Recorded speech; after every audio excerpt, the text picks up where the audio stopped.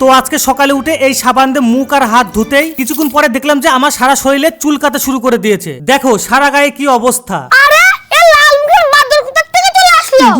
এত বড় কথা, দাঁড়া দেখাচ্ছি মজা। তোমার বাদরের মতনই তো লাগছে। 100% এই সাবানের মধ্যে কেমিক্যাল আছে। অত কেমিক্যাল করো না, পারলে একটা নিজে সাবান বানিয়ে দেখাও। আরে আইডিয়া তো পুরো মস্ত, চলো নিজের ঘরেতেই সাবান বানিয়ে ফেলি। আর তখনই আমি নিম গাছের পাতা আর অ্যালোভেরা ছিঁড়ে নিয়ে এসে ভালো করে ধুয়ে নিলাম। তারপরে পাতাগুলো ছিঁড়ে অ্যালোভেরা থেকে জেলটাকে বের করে ফেললাম। এরপরে মিক্সারের মধ্যে দিয়ে দেখো পেস্ট বানিয়ে ফেললাম। এবারে সব বেস্টটাকে টুকরো টুকরো করে কেটে গরম করতে দিয়ে দিলাম। আর যখনই সব বেস্টটা গলে গেল তখনই আমি এই পেস্টটাকে এর মধ্যে দিয়ে একটার সাথে আরেকটা মিক্স করে দিলাম। তাড়াতাড়ি এবার মলটা ঢেলে দাও, না হলে ঠান্ডা হয়ে যাবে। ঠিক বলেছিস, কি যে সাবান হবে ভাই। দেখো আর 2 ঘন্টা পরে দেখলাম যে আমাদের ঘরেতে বানানো সাবান দেখো পুরো রেডি। এবার মুখে মেখে দেখো। চল আর কি ভাই বলবো, এই সাবানটা মুখে মাখতে সেই মস্তি লাগছিল। তুই বেশি বলছিলি না, দাঁড়া তো সাবান মুখে লাগিয়ে দেবো। না না,